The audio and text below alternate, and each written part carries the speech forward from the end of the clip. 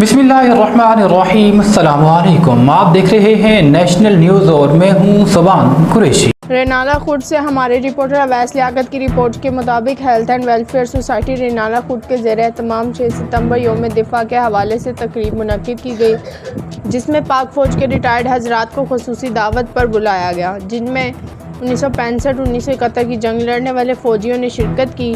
Health and welfare society Renala Khurd की जानिब से पाक फ़ौज के सोल्जर्स को शील्ड्स दी गई। तकरीब में हवलदार राव मोहम्मद अशरफ, हवलदार मोहम्मद असलम, फ़ौजी मोहम्मद आशिक, फ़ौजी मोहम्मद यासीन, फ़ौजी मोहम्मद अमीन, फ़ौजी मोहम्मद अब्बास और दीगर अफराद ने शिरकत की।